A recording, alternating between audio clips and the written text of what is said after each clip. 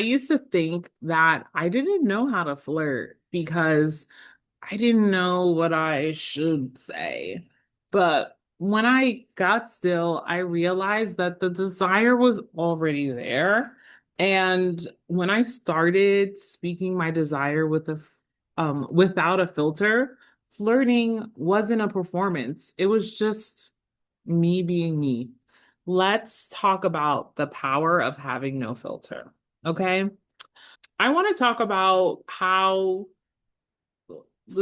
shoulds get in the way of flirting. And I think ultimately, I used to think that flirting was a thing that existed that I had no knowledge or expertise in, and that there was some like arbitrary, now I see it's arbitrary, but like there was some sort of standard for what counts as flirting that I just perceived myself outside of.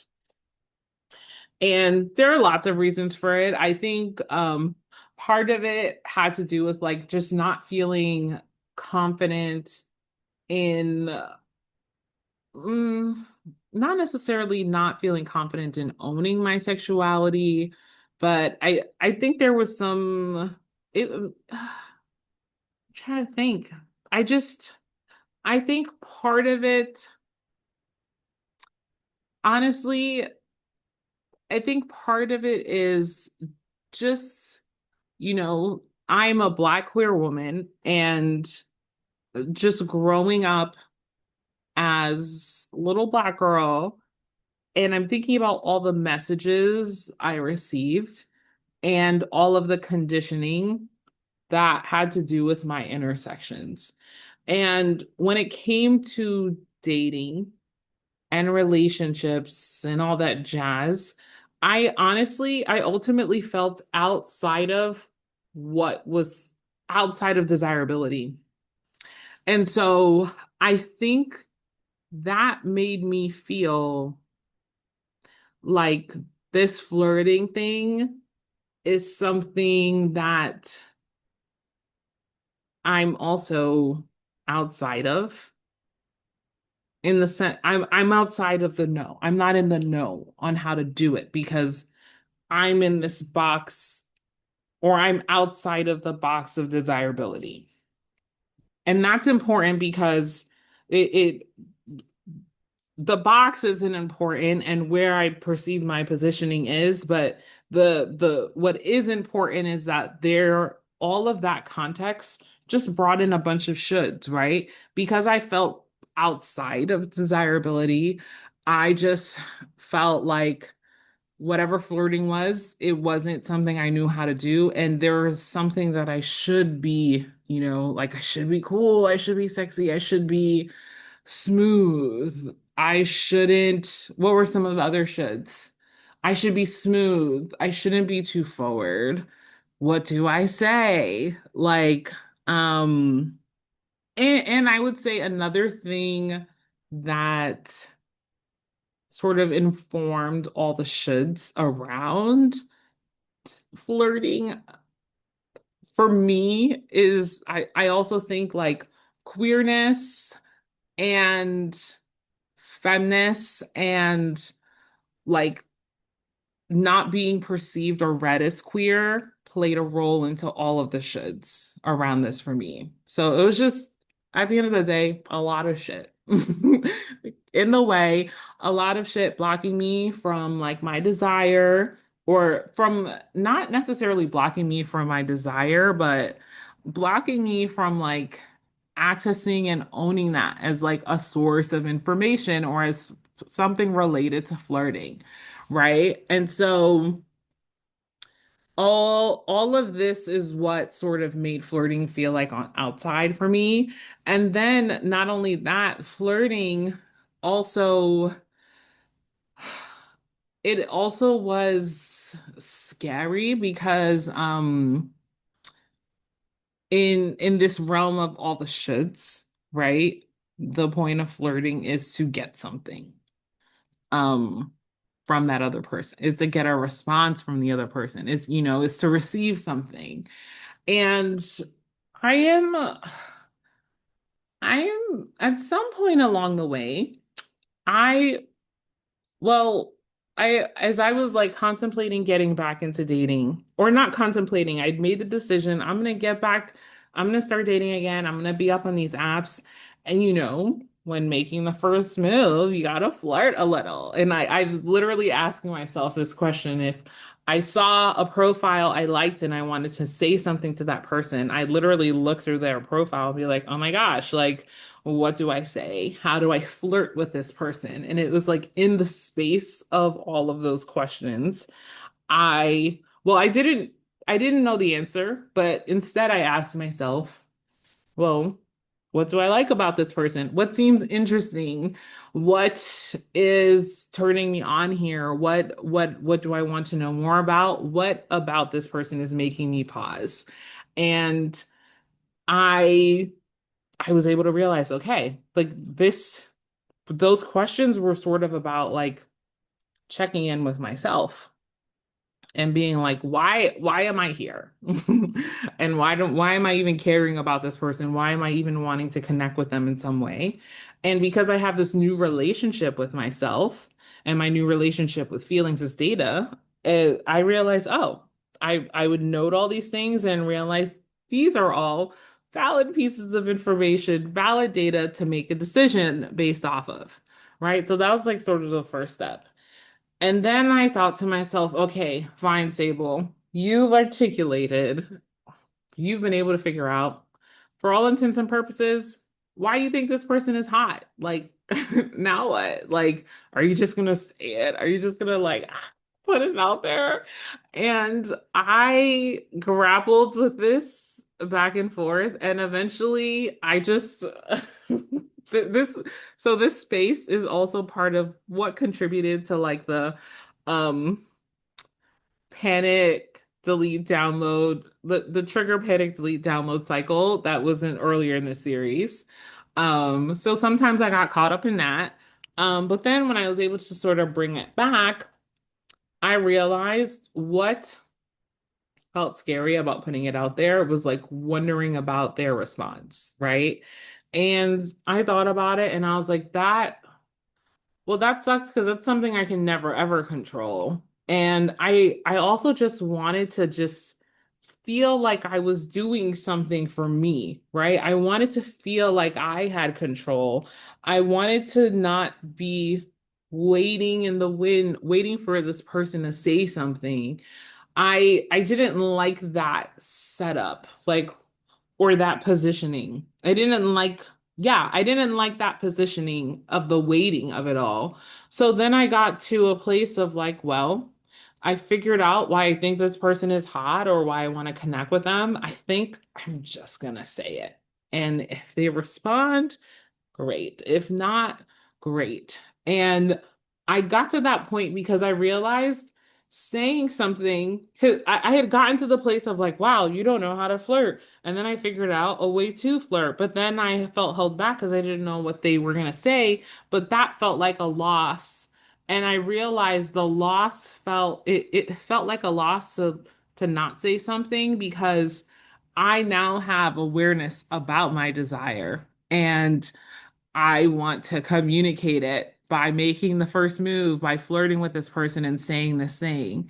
And I realized not making the first move because or not saying the flirty thing or doing the flirty thing because of fear of that person's response was not self-honoring for me. I realized that to honor the part of me that feels the desire to validate her and to validate her, I just had to say it. Like, I realized me flirting and me making the first move, that is actually not about the other person. It's actually about me. It's about recognizing a feeling and taking action that honors it.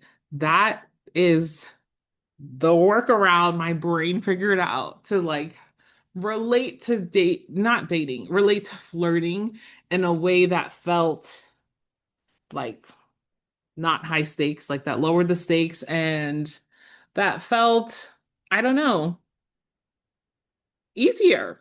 Yeah. Because when I think about flirting as a way to honor myself, it honestly stops feeling scary because I'm not scared to honor me and it's my priority. I'm obsessed with figuring out how to do things that serve me. And I'm grateful to be alive to be able to build my life and function in a way where I think about how can I serve myself and dating, the flirting, I was surprised to realize this is an extension of that. Um, and so all of a sudden, block away all the shoulds, get grounded in the feelings of my own, and then bam, I realized I'm great at flirting, which is crazy, but I'm great at flirting, and not only that, flirting in a way that is about honoring my desire and not securing their response. It actually made me feel more like confident, self-assured. It also made whenever they responded like a delightful surprise. And not strictly a surprise, but it was just like a nice added thing.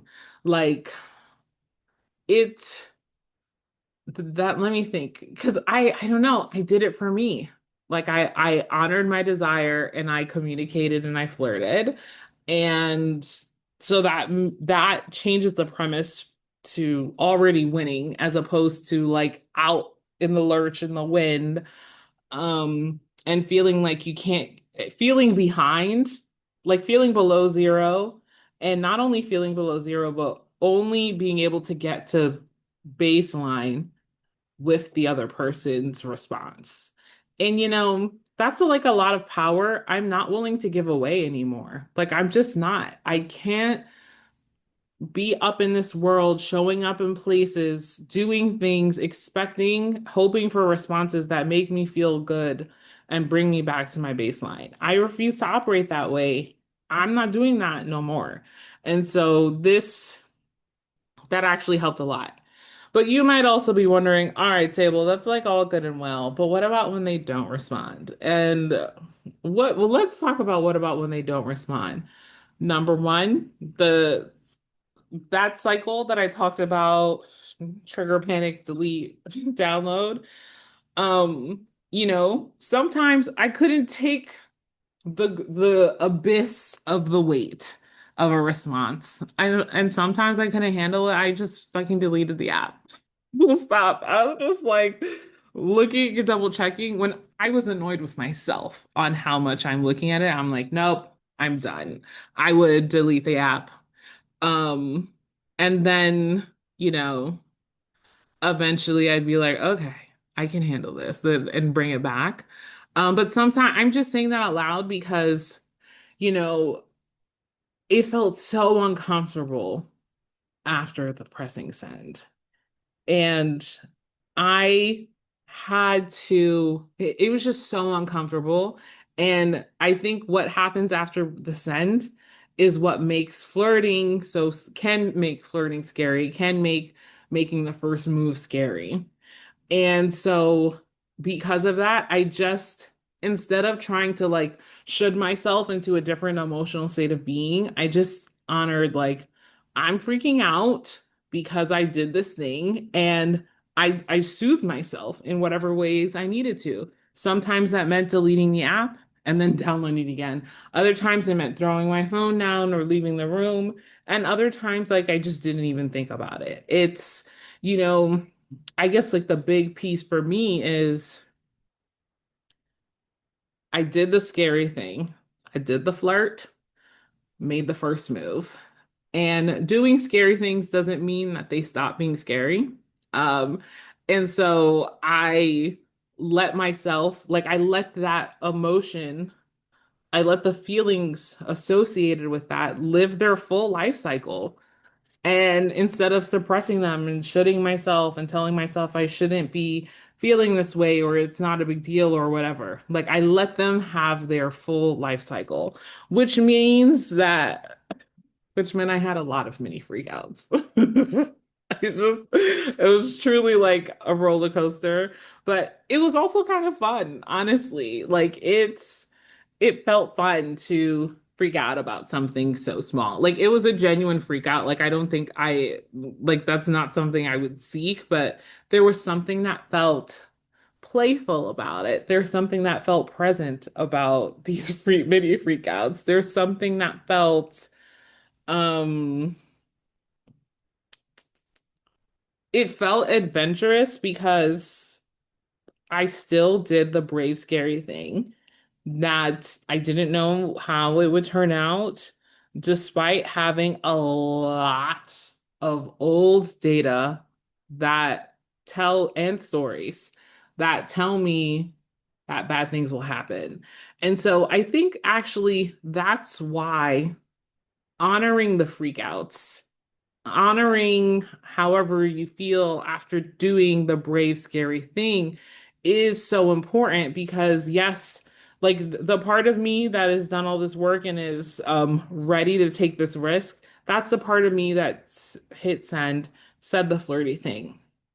But there are other parts of me that carry all of this history that they're like it's like a different part of me where they're like that's good for all of you that you're trying all of this woo-woo shit, but us over here are hard pass. Like there's a part of me that's like that. I'm like, I don't know about all this. No. And I just kind of let her be where she is. And that looks like having the mini freakouts.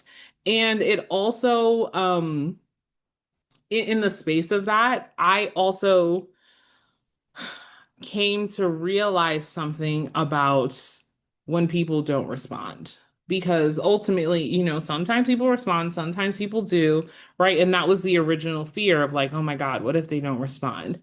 And I started to think about the non-response in a different way, especially since I'm on the apps and I'm also engaging with people. And sometimes I'm going through my own emotional journey of um, like should I respond to this person or not, and like noticing all the things that comes up and like note all of this. I'm battling with all of this in my mind while the other person on the end is waiting for a response if they get one, right? And so here's what I came to understand about the non-response. Number one, silence is helpful data. And it is helpful data because at the end of the day, if this person is not responding, it filters out people who are just not vibing with me and where I'm at and what I want and need right now. And actually, thank you. Thank you for filtering yourself out. Like I get to preserve my brain space and my energy. I get to move on. And that's the other thing, something else that helped me is I would like flirt a little, make the first move, do whatever. And I would literally tell myself once I hit send, I'd just be like, it's a part of my past. Like I just tell myself, all right, it's done and did. It's a part of my past. I've moved on, I've moved forward. And if the person decides to come back, pop back up, then now you're part of my present again. But it actually helped me to have that like distancing of like, you are a part of the past. Because then it again, this was about, I said this thing to honor me. I hit send. I'm gonna do my little freak out. No matter what happens, like this is the past and it's already happened. Um, Another thing that is really great about the non-response is the non-response is a response. That person through their lack of a response has communicated like they're not into it. And it's not just that they're not into it. When they don't respond, I kind of feel like, you know what? Thank you for helping letting me know that you cannot meet my desire. I have my time back. I had that space in my mind. Rent is no longer free. It is eviction time. Like you need to pop up out my mind. And that's just relating. That's what I mean when it's like you're a part of the past now. It's like you're no longer rent free up in my mind. If you want to be up in my mind, you got to pay your dues by responding or, engaging and all that other jazz. But yeah, it's actually, and in the space of it all, when things can just occupy so much space, it actually just feels like such a gift to know like that this is a non-thing, it's just I know I keep saying like, oh, this is just a part of the past, but like that's something that really helped me with having peace with what or releasing expectations on the outcomes of my choice to make a move. Um, yeah. And so and I have to I it feels important because what you call it? I am I really am taking this moment in my life to build the house of my life to fit all of me, right? And all of me includes the parts of me that freak out. All of me include the parts of me that know that I have my own back. All of me it's all of that, and that means that I am part of building the house of my own life, means that I am not shape shifting for approval or acceptance or to be chosen, right? And it not only am I not shape shifting for those things, it is impossible because I am grounded in my feelings, and it is impossible because I remind myself I come first. All of me gets what she wants and desires. Period. Like that is like my number one job and duty and like obligation is to self. And when I remember actually my only job is to drop in with myself and honor what I discover, the stakes become so much lower, and like people's response or non-response or how show up, it actually doesn't, not that it doesn't matter, it doesn't have the power to disrupt my inner sense of self, my inner peace, my core. It just doesn't have the power to do that. It becomes a thing that happened in a day, period. So yeah, this is something I hope for you, and like I invite you to think about what would it mean or look like to release any shoulds that might be operating around flirtation stuff, and how to release yourself from the in um from outcome dependence so that you can just be grounded in how to honor your desire versus what trying to get a certain response from the other person. Okay. So, oh my God, y'all, this is the end of the series, but the start of a practice. Okay. Download the full Dating After the Two-Person Cult Companion Guide at the link in the description to keep doing this work. Thanks for joining me, y'all, and see you next time.